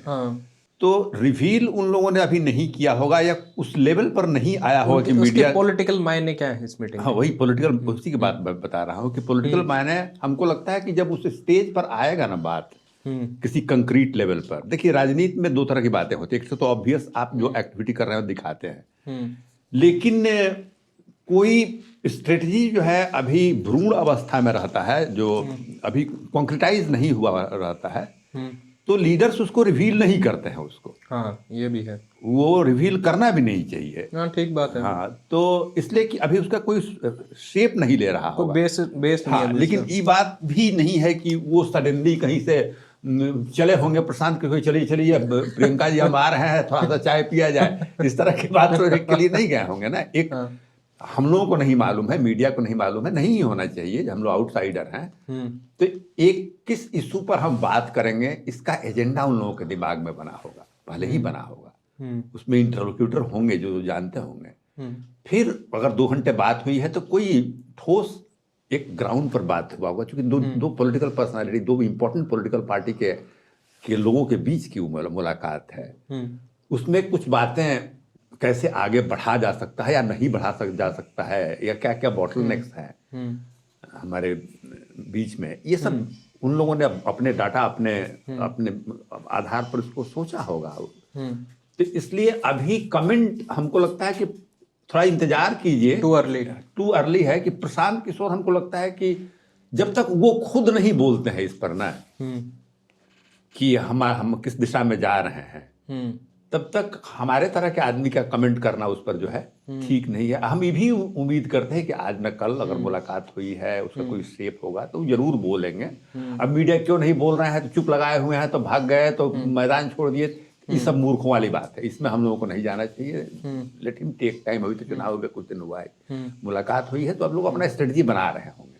तब एक चीज आप मेरे को ये बताइए, भारतीय जनता पार्टी लगातार चुनाव जीत क्यों रही है, कांग्रेस लगातार चुनाव हार क्यों रही है, और मैं इसको ब्रॉडर एस्पेक्ट में कहूँ तो एनडीए जीत क्यों रहा है और इंडिया अलायंस हार क्यों रहा है? हाँ, आप इसमें बुराई अच्छाई करने की कोई बात नहीं है। देखिए, भारतीय जनता पार्टी ज्यादा जीत रही है, लगातार जीत रही है, और कांग्रेस लगातार हार रही है। इसमें मेरा एक कैविएट है, मेरा ये कहना है कि भारतीय जनता पार्टी ज्यादा जीत रही है। जैसे इस 2014 के बाद ही कर्नाटका को रिगेन किया है कांग्रेस ने, राजस्थान में अभी हारा है, राजस्थान में तो उसकी सरकार थी ना भाई। आपको महाराष्ट्र में तो इसके बाद सरकार उन लोगों ने बनाया था ना, जो ठाकरे की जो सरकार थी, कांग्रेस भी उस सरकार में थी ना। तो मोदी जी के आने के बाद सब कांग्रेस राजस्थान में तो सरकार उन लोगों ने इनके रहते हुए बनाया था ना, तो जीती थी। इस चुनाव में हारी है, तो हाँ ज्यादा जीत रहा है। लेकिन सब एक बार होता क्या है कि एक बार जब कसके पराजय एक दो जगहों पर हो, तीन जगहों पर हो जाती है, तो लगता है कि ये लगातार हार रहा है। लेकिन लगातार 2014 के बाद से कांग्रेस नहीं हार रही है, ज्यादा हार रही है। जिस प्रोपोर्शन में उसको जीतना चाहिए उस प्रोपोर्शन में नहीं जीत रही है। और बल्कि राहुल गांधी जी के पावर में एक तरह से लीडर होने के बाद से कांग्रेस कोई मेजर विन जो है, कर्नाटका वगैरह को छोड़ दीजिए या तेलंगाना को छोड़ दीजिए, तो मेजर जीत जो है इसने हासिल नहीं की है, या हारी ज्यादा है। तो इसको कहने में कोई दिक्कत नहीं है, भारतीय जनता पार्टी ज्यादा जीती है। हाँ, भारतीय जनता पार्टी एक मजबूत पार्टी है। इसको आपने कहा कि हम शिकायत नहीं कर रहे हैं भाई, स्ट्रक्चरली जो है भारतीय जनता पार्टी मजबूत पार्टी है, और एवरी लेवल पर स्ट्रॉन्ग पार्टी है। कांग्रेस का जो तंत्र है, जो इसका स्ट्रक्चर है, वो वीकेंड हुआ है, इसमें मानने में कोई भी दो राय नहीं है, कोई दो राय नहीं है भाई, मजबूत पार्टी है। हाँ, अब इस मजबूती को वो मैनिफोल्ड बढ़ा लेता है स्कैम के तरह का काम करके। जैसे राष्ट्रीय स्वयंसेवक संघ का पुराना कैडर है, लंबे दिनों का, उसमें जीवनदानी है, कमिटेड लोग है, इसको कौन डिस्प्यूट कर सकता है भाई? ठीक बात है। भले आइडियोलॉजी से हम माने या नहीं माने, जो कि हम नहीं मानते, अलग बात है कि राष्ट्रीय स्वयंसेवक संघ के व्यक्तिगत रूप से पूछिएगा तो I don't find it a good organisation for the interest of the country, for the national larger national good, हम नहीं मानते इस बात को। ठीक बात है। लेकिन वो अलग इंडिविजुअल मेरा, हमको राइट है, आपको राइट है कि बिल्कुल सही है। लेकिन इसको कौन डिनाई कर सकता है कि राष्ट्रीय स्वयंसेवक संघ के जो स्ट्रक्चर ग्रामीण लेवल पर है, लंबे दिनों से है, कमिटेड कैडर्स उनके पास है, वो है, उसके तुलना में कांग्रेस कमजोर हुई है, इसको तो आपको मानना पड़ेगा ना भाई। हाँ, इसके स्ट्रेंथ को मैग्निफाई कैसे करता है, जिसमें अभी तंत्र उसके हाथ में है, तो ये चीजें मीडिया में उस तरह से एक्सप्रेस नहीं होती है। जैसे उसका तंत्र, उसके कैडर के लोग हैं, उसकी बूथ, हर बूथों पर उसका कंट्रोल है, गांव में कंट्रोल है, 10-10 हजार रुपया बांट दिया उसमें जाकर के। अब ये बात जो है उसके स्ट्रेंथ को और मैग्निफाई, जो कि स्कैम है, पक्का स्कैम है आपको। ठीक बात है। इसको जिसे हम कह रहे हैं कि उसका कैडर बनाना, भले पर्सनल लेवल पर आइडियोलॉजिकल हमारा ओपिनियन नहीं मिलता है, हमको उसमें साख फेथ नहीं है, लेकिन फिर भी उसने कैडर बनाया है भाई, वो कैडर काम कर रहे हैं हर गांव में, हर जिले में, हर ब्लॉक लेवल पर उनके ऑफिस है, वो तो काम कर रहे हैं ना। तो इसको तो हम डिनाई नहीं कर रहे हैं ना, चुनाव जीत जाते हैं तो उनके तो सर अपार्टमेंट प्रचारक, व्हाट्सएप प्रचारक तक भी है। हाँ, उसके प्रचारक है, पन्ना प्रचारक है, बूथ प्रचारक है, पन्ना जीवनदानी प्रमुख लोग उसमें हैं, उसमें तो उनको तो आदमी है भाई, उनको पसंद है, उसमें है, अपना लगे हुए हैं, और उनका वो स्ट्रेंथ है, उसमें तो कोई डिस्प्यूट नहीं। वो हम चुनाव जीत जाएंगे तो उसमें कोई दिक्कत नहीं है, हम क्या कर सकते हैं, वो एक्सेप्ट करें कि भाई हम जिस आइडियोलॉजी को सपोर्ट करते हैं वो हार गई, वो जीत गया। ठीक बात। लेकिन बात है कि उसको ये लोग मैग्नीफाई कैसे कर देते हैं। अब इलेक्टोरल बॉन्ड चला दिया उसमें, आपको जिसको कोर्ट ने बाद में ये किया, अब पता चला कि जितने पूंजीपति है वो चंदा दे रहे हैं, सारा जो एयरपोर्ट से लेकर के सारा बिजनेस जो है उसको मिलना शुरू हो गया। तो ये स्कैम है, इसको आप कर रहे हैं। सारे जो करप्शन के मुकदमे हैं वो ईडी को लगा कर, कभी सोनिया गांधी का नेशनल हेराल्ड केस को देखे नहीं, कोर्ट में कहा कि भाई तो एफआईआर है ही नहीं, इसमें कहां से मुकदमा कर दिया इसके ऊपर। तो इस तरह से करके ही लोग उस मजबूत, ऑलरेडी मजबूत, जो कि है, इसमें कहीं से डिस्प्यूट की बात नहीं है कि उनका कांग्रेस के और पार्टियों के कंपेरिजन में उनके पास तंत्र, लेकिन उस तंत्र को जो पॉलिशिंग जो होना चाहिए उसमें ये कई तरह का स्कैम वगैरह करके ही लोग, उसके पास पैसा भी कितना 10,000 करोड़ रुपया की वो पार्टी है, हर जिलों में उसका आरएसएस का ऑफिस बन गया, बिल्डिंग बन गया उसमें। तो ये हम जो उसका सही बात है उसको हम लोग कहाँ डिनाई कर रहे हैं, उसके पास तो है ही स्ट्रक्चर, वो मजबूत पार्टी है, जमीनी स्तर पर कमिटेड वर्कर्स उसके पास ज्यादा है। तो सर राहुल गांधी के बारे में कांग्रेस के लोग नेता तो कहते हैं कि भारत जोड़ो यात्रा के बाद वो बहुत एक्टिव हैं और सबसे ज्यादा एक्टिव हैं, तो इतने एक्टिव होने के बाद भी क्या उनकी लीडरशिप स्किल्स वो उतनी डेवलप नहीं हो पाई हैं कि नहीं, वो चुनाव हमको देखिए, ये राहुल गांधी, बेसिकली राहुल गांधी को बहुत दोषी करार देना जो है, देखिए राहुल गांधी कोई इंदिरा गांधी की तरह या ले सकते हैं, नहीं, मैंने उससे पैरेलल ड्रॉ, दो जमाने हैं। राहुल गांधी कभी प्रधानमंत्री कहाँ बन पाए हैं, वो कमजोर पार्टी का कमान उनको मिला हुआ है। इस पार्टी को राहुल गांधी ने कमजोर नहीं किया है ना, पार्टी कमजोर हो गई थी, उसी जमाने में इनका एज हुआ और ये राजनीति में आए हुए हैं। राहुल गांधी के चलते पार्टी कमजोर नहीं हुई है, कमजोर लिगेसी को इन्होंने, पार्टी कमजोर हो गई थी, लिगेसी तो स्ट्रांग था इनका, लेकिन पार्टी का जो स्ट्रक्चर था वीकेंड हो गया था, उसमें ये जवान हुए हैं।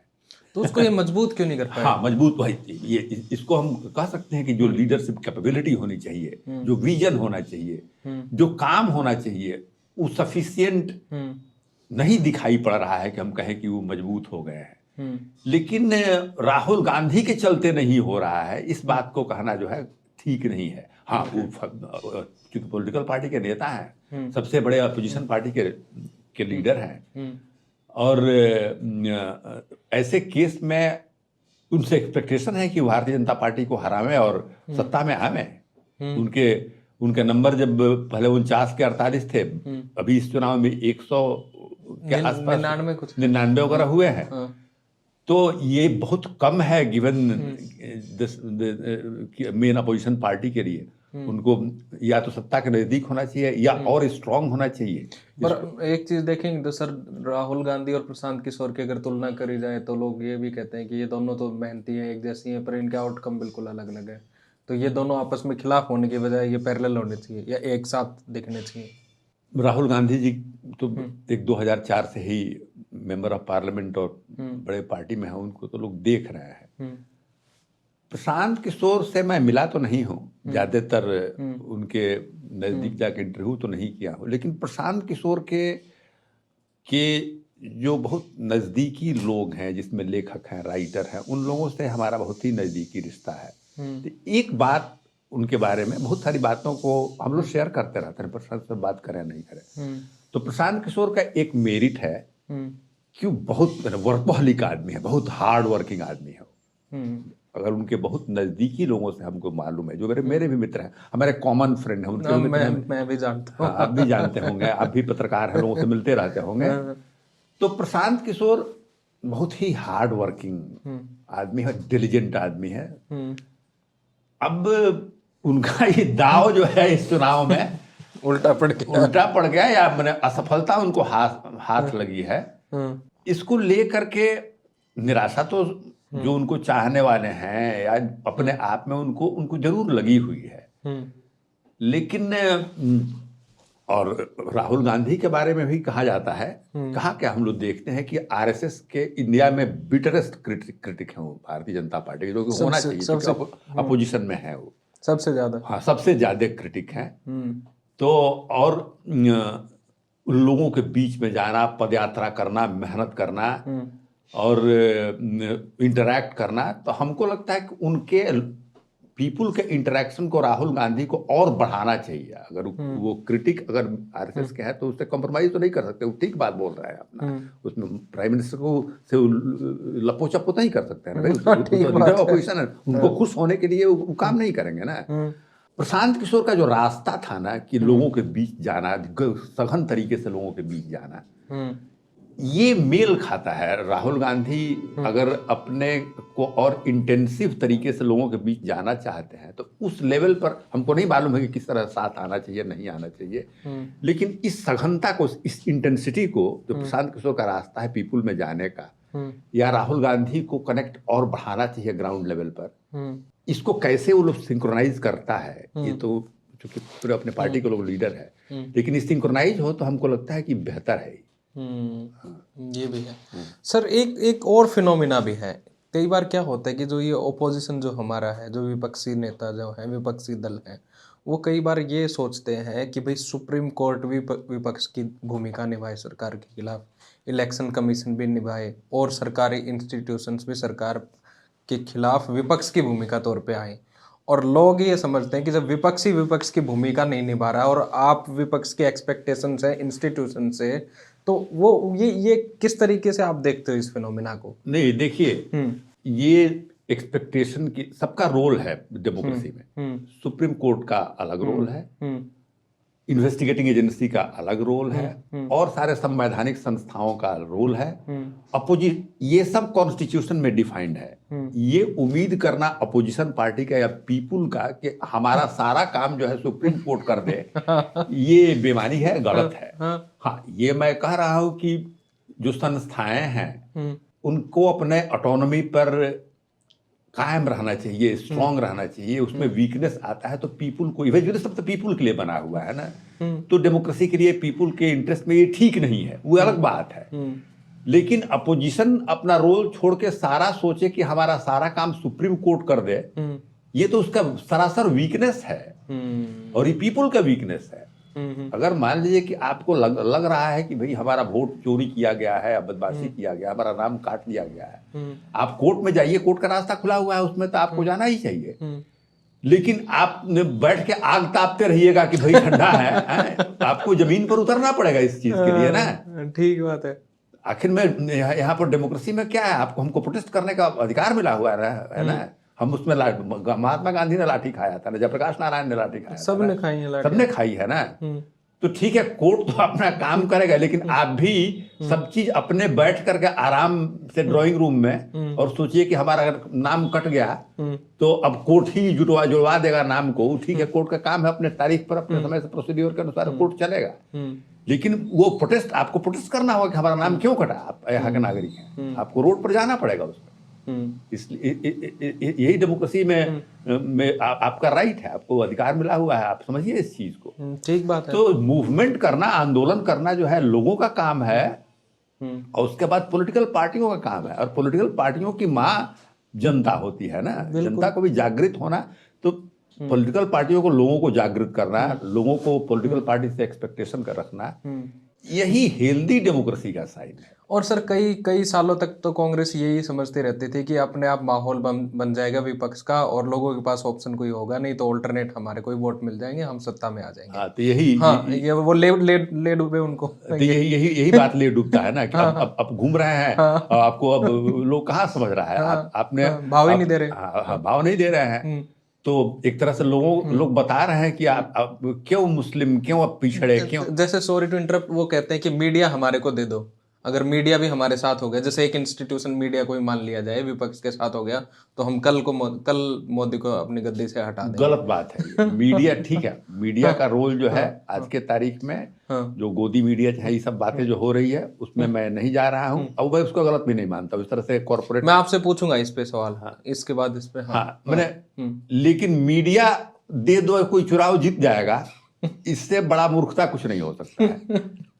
आप अपना काम कीजिए ना भाई, आप अपना काम कीजिए, पीपुल के बीच में जाके अपनी बात को कीजिए। आप डोंट थिंक कि मीडिया आपके पास चला जाएगा। तो और ये भी मैं नहीं मानता हूं कि मोदी जो है वो केवल मीडिया के क्रिएशन है। भारतीय जनता पार्टी जो आगे बढ़ गई है, ठीक है, मीडिया को कंट्रोल उसने किया है, कॉर्पोरेट घरानों को कंट्रोल करके, और मीडिया पर उसका लार्जर कंट्रोल है। लेकिन अभी भी मैं नहीं मानता हूं कि मीडिया के चलते भारतीय जनता पार्टी स्ट्रॉन्ग। वो एक कारण हो सकता है, एक कारण हो सकता है, प्रमुख कारण नहीं है वो। तो कारण नहीं, मैनिफेस्टेशन है बेसिक उसके, वो कारक, कारक कहते हैं। उसके पास स्ट्रेंथ आ गया, क्रोनी कैपिटलिस्ट हुए और मीडिया को खरीद लिया उसने। बात खत्म हो गई ना। पर चॉम्स्की तो कहते हैं जो मीडिया को कंट्रोल करेगा वो माइंड को कंट्रोल करेगा। हाँ, तो मीडिया को कंट्रोल करने का प्रोसेस था ना। ऐसे ही मीडिया में आकर के वो आदित्य को नहीं कि चलो चलो तुमको हम कंट्रोल कर लिया है। उसने कैपिटल अपने पूंजीपतियों को बढ़ाया, फिर उसको एनडीटीवी खरीदवा दिया, तो फिर इस तरह से एक प्रोसेस है ना। लेकिन तब है कि उस प्रोसेस को उसने एडॉप्ट किया। ये सब स्लीजी प्रोसेस है, ठीक प्रोसेस नहीं है, ये गलत चीज है। उस रास्ते से आप नहीं जाइए। आप मीडिया को खरीदने के फेरा में, मीडिया को सब्जुगेट करने के फेरा में नहीं रहिए कि मीडिया हमको दे दीजिए, मीडिया पर हम कब्जा कर लेंगे। अरे लेट देम थ्राइव। डेमोक्रेसी में मीडिया का अपना पोजीशन है, आप उसको मेंटेन कीजिए कि फोर्थ स्टेट है, और जो आपका डिस्टेंस मीडिया के साथ होना चाहिए उसको मेंटेन कीजिए ना भाई। आप अपना काम कीजिए, let media do their work, why mingling all this. Sir इसी पे मैं आपसे पूछूं, मैंने सुभाषनी अली का इंटरव्यू किया था जो सीपीआईएम लीडर हैं, तो उन्होंने कहा कि भारतीय मीडिया वही चीज दिखाता है जो बीजेपी देश को दिखाना चाहती है। कोमा अगर मैं लगाऊं इस पे, आगे मैं आपसे बात करूं, तो क्या इंडियन मीडिया रूलिंग गवर्नमेंट के थॉट, एजेंडा, पर्सपेक्टिव को बिल्कुल आसानी से परपेचुएट कर रहा है लोगों में, रादर देन बीइंग मीडिया?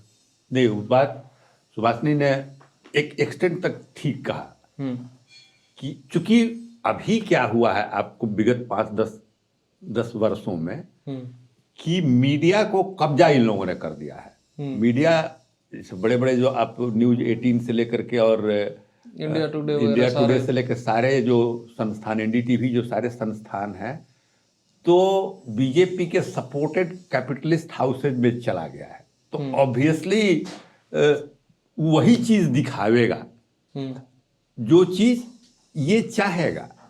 अब आपके तरह का यूट्यूबर है, पैरेलल भी आप देख रहे हैं कि एक मूवमेंट है जिसमें बहुत सारे यूट्यूब और पैरेलल चैनल्स जो कि क्राउड फंडेड हैं, हम वायर में लिखते हैं, आप जानते हैं, बहुत सारे और भी संस्थान हैं जो कि कॉरपोरेट कंट्रोल में नहीं है। तो ये भी बात है कि जो कॉरपोरेट कंट्रोल्ड मीडिया, सुभाषनी का बात पार्टली सही इस सेंस में है कि जो कॉरपोरेट कंट्रोल्ड मीडिया है वो मोदी की बात कर रहा है। लेकिन जो मीडिया कॉरपोरेट कंट्रोल्ड नहीं है, जो जर्नलिस्ट कॉरपोरेट कंट्रोल्ड नहीं है, जो पीपुल और क्राउड फंड से चल रहा है, वो तो सोशल मीडिया पे ही बचे हैं। सोशल मीडिया मैंने डिजिटल मीडिया पे, सोशल मीडिया पर भी एक इसको आप एक मेन स्ट्रीम मीडिया, पहले आजकल तो हर चीज सोशल मीडिया ज्यादा मेन स्ट्रीम हो गया, नहीं वही मेन स्ट्रीम हो गया है ना। एवरीथिंग आप जो पहले ट्रेडिशनल मीडिया था वही तो सोशल मीडिया पर है, फेसबुक पर है, ट्विटर पर है, इंस्टाग्राम पर है ना। तो अब तो मीडिया, तो बात है कि अब एक मिसनॉमर है कि मेन स्ट्रीम मीडिया है, और ये आप भी मेन स्ट्रीम मीडिया हो। आज हमसे बात कर रहे हो, हमसे 2 दिन पहले इंडियन एक्सप्रेस में केफ ने हमसे बात किया था, आज तक ने बात किया, तो क्या वो मेन स्ट्रीम है? आप साइड स्ट्रीम हो, ऐसी बात नहीं है। हम यहाँ आ गए तो साइड स्ट्रीम हो गए, एक्सप्रेस केफ में हम चले गए तो हम मेन स्ट्रीम हो गए। तो ये सब हम आपके लिए जिस तरह से हैं, उन्होंने भी पूछा था, हम उस तरह से लोगों का जवाब देते हैं। तो कहने का मतलब है कि ये सब जार्गन में जाने का जरूरत नहीं है। एक ही बात है कि जिस मीडिया को, जिस कॉर्पोरेट मीडिया को इन लोगों ने खरीद लिया। पर सर वर्ल्ड में भी तो कॉर्पोरेट मीडिया है, जैसे ब्लूमबर्ग की बात कर लें, पर वो तो कम से कम क्रेडिबल तो रहते हैं। नहीं, तो वही बात है ना कि यहाँ पर ये जो क्रोनी कैपिटलिज्म है कुछ ज्यादा ही बढ़ा हुआ है यहाँ पर, और जो मीडिया का जो कंट्रोल है इस बीजेपी सरकार का रिलेटिवली ज्यादा है यहाँ पर। हाँ, लेकिन इंडिपेंडेंट मीडिया का भी यहाँ ग्रोथ हो रहा है, कितना हो स्ट्रगल है, लेकिन आप देख रहे हैं कि पैरेलल मीडिया जो है वो खड़ा हो रहा है और अपनी बातों को कह रहा है।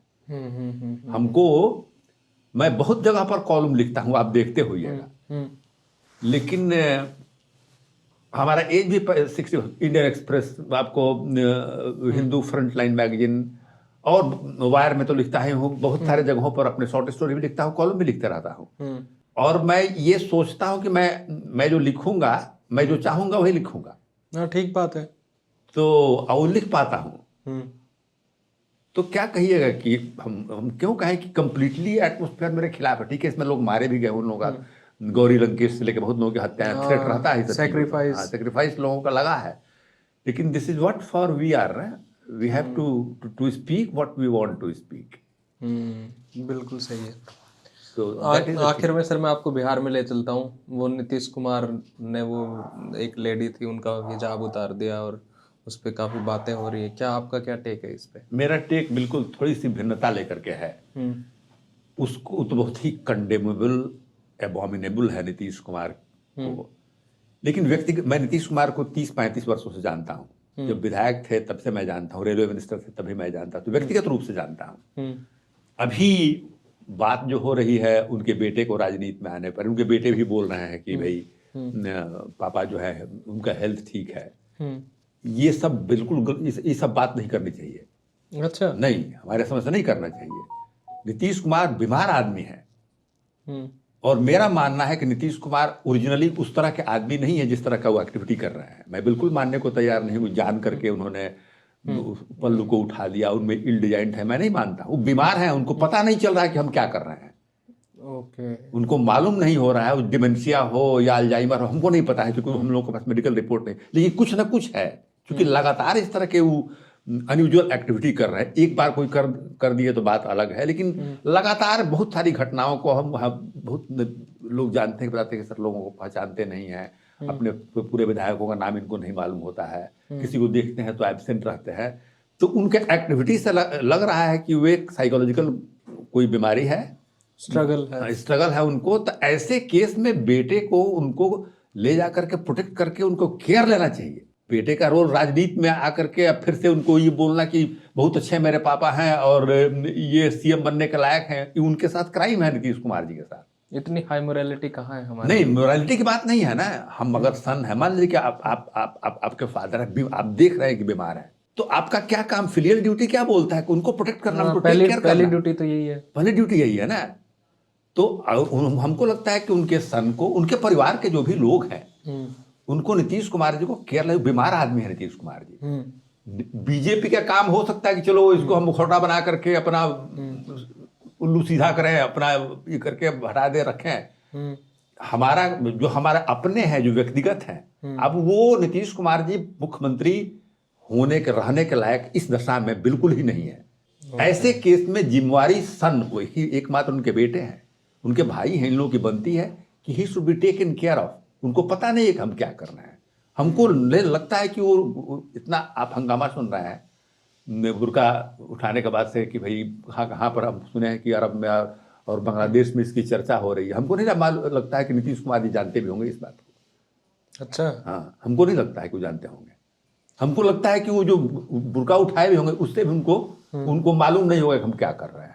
वो एक सडन अनयूजुअल एक्टिविटी सडन है, और जान के उस किया नहीं होगा, क्योंकि बीमार आदमी है। ऐसे केस में उस आदमी के लिए हम बहुत सिंपैथी हमको है, क्योंकि नीतीश कुमार जैसे अनगिनत इंटरव्यू मैंने किया है, एक दिन बात नहीं किया है। आप प्रशांत किशोर जी के बारे में पूछ रहे हैं, प्रशांत किशोर जी से 1-2 बार हम मिले होंगे, लेकिन नीतीश कुमार से घंटों हमने समय, गाड़ी में उनके साथ ट्रैवल किया। उस तरह के आदमी नहीं है वो। अच्छा, मैं जानता हूं उनको, व्यक्तिगत रूप से जानता हूं। इनफॉर्मल, फॉर्मल, लंबे समय तक मेरी उनसे मुलाकात रही है। बहुत मेजर्ड बात करने वाले आदमी है, बहुत कोहेरेंट आदमी है। वो जो कर रहे हैं वैसा वो है नहीं, और वो कुछ जान नहीं रहे हैं, ऐसे केस में हमारे तरह का आदमी यही सजेस्ट करेगा कि उनके पुत्र हो, उनके घर के लोग हो, उनका ध्यान दीजिए। जीवन के बाद ही सब कुछ होता है, और वो बीमार हैं तो he should be taken care of, there should be no pressure on him. व्यक्तिगत उनको हटा करके और उनका देखभाल पे किया जाना चाहिए, डॉक्टर के देखभाल में। पर आपको नहीं लगता कि पॉलिटिकली ये चीज तो बीजेपी के लिए ज्यादा फायदेमंद होगी तो बिहार में? बीजेपी के लिए फायदा, वही बात है कि राजनीतिक लेंस से हम सोचेंगे तो उसका डायमेंशन अलग है। बीजेपी को फायदा इसके लिए अब वो नहीं हटे और अब उनका ख्याल नहीं किया जाए उनके हेल्थ का, ये तो दूसरा एंगल हो गया। और जो भी व्यवस्था वहां पर हो वो करके, और Nitish Kumar ji should be under the treatment with proper doctor and proper family care. इससे ज्यादा के सोचने का बहुत जरूरत अभी नहीं है। अब किस तरह से उनकी पार्टी के लोग, उनके व्यक्तिगत नजदीकी लोग इसका व्यवस्था करते हैं कि इस तरह के मौके पर उनको नहीं भेजे। भाई इतना हाई प्रेशर जॉब में, जॉब कैबिनेट मीटिंग, तो इस तरह के डिसीजन, पूरी रात सो नहीं पाता आदमी, सो नहीं पाते हैं। उनको क्या क्या हो, मैंने साइकेट्रिक होगा तो क्या क्या उनके मानसिकता पर गुजर रहा होगा, बीमारी की हालत में आदमी क्या करता है वो भी बेचारे जानते होंगे। तो I have strong sympathy for him and I am for him, for his health. I wish he should, मेरा यही टेक है उसमें। ओके सर, आखिरी सवाल। भारतीय जनता पार्टी, कांग्रेस, राहुल गांधी और जन स्वराज के आपके ये साहब प्रशांत किशोर और मोदी जी बीजेपी वाले, इन तीनों को आप एक एक क्या राय देना चाहोगे? देखिए, राय देने तो इंडियन डेमोक्रेटिक तरीके से एक राइटर, एक लेखक के रूप में, ये नया साल, पुराना साल खत्म हो रहा है, नया साल आ रहा है। तो नए साल में देश को नया प्रधानमंत्री मिलना चाहिए। नहीं, हमको नया प्रधानमंत्री मिलने का तो तारीख नहीं आया है, तो 2029 में इलेक्शन है। तो हाँ, लेकिन एक राइटर, एक सिटीजन के रूप में, व्यक्तिगत रूप में सारे पार्टियों को लिए हमको शुभकामना है। जितने पॉलिटिक्स में लगे हुए लोग हैं उसके लिए हमको शुभकामना है। राय देने का जहां तक सवाल है तो हम उस फ्रेम में नहीं है, इसलिए किसी को भी हम व्यक्तिगत राय जो है नहीं, हमारी अपनी राय कुछ हो सकती है, तो अपना ओपिनियन हम लोग लिखते हैं, आपके पास आकर के आपने पूछा, हम बोलते हैं एज एन इंडिविजुअल, आप एज एन इंडिविजुअल हम बताते हैं, एज राइटर बताते हैं, एज एन ऑब्जर्वर हम बताते हैं, लिखते हैं, बातों को करते हैं। लेकिन पॉलिटिकल लीडर को, पॉलिटिकल पार्टी के लिए शुभकामना मेरी है, चाहे किसी स्ट्रीम का पार्टी हो, भले उससे हमारा वो पर्सनल ओपिनियन मेल खाता हो या नहीं खाता हो, सब हेल्दी रहे, सब अच्छे से रहे और भारत की प्रजातंत्र रहे। लेकिन व्यक्तिगत राय जो है देरा मेरे लिए किसी इंडिविजुअल पॉलिटिकल पार्टी को, ये हमको नहीं लगता है उस लायक हम है। नहीं, ऑब्वियसली सर, आप बता सकते हो, ऐसी कोई बात नहीं है। नहीं, मैंने हम यही, हमारी राय पूछेंगे तो हम यही राय देंगे सब पॉलिटिकल पार्टियों को कि भाई जो भारत की प्रजातंत्र मजबूत रहे, इसके लिए आप अपने को कमिटेड रहिए। लोगों का जो रियल कॉज है, देश गरीब है, पॉवर्टी, अनएम्प्लॉयमेंट, डिस्पैरिटी यहाँ पर है, यहाँ पर सेकुलर जो ताना बाना भाईचारे का है, इसको मेंटेन रहना चाहिए। यहाँ पर जेंडर इनइक्वालिटी जो है ये नहीं होनी चाहिए, इसको कम होना चाहिए। औरतों को अधिकार मिलना चाहिए, माइनॉरिटीज को सेफ फील करना चाहिए, ये बराबरी होना चाहिए समाज में, समाज में समरसता होनी चाहिए। और एक फोक टेलर है तो हमको ये भी है कि हमारी कहानियां, हमारा ट्रेडिशन जिंदा रहे, लोग कल्चर, संस्कृति जिंदा रहे। Okay sir, then thank you so much, thank you, pleasure. Okay.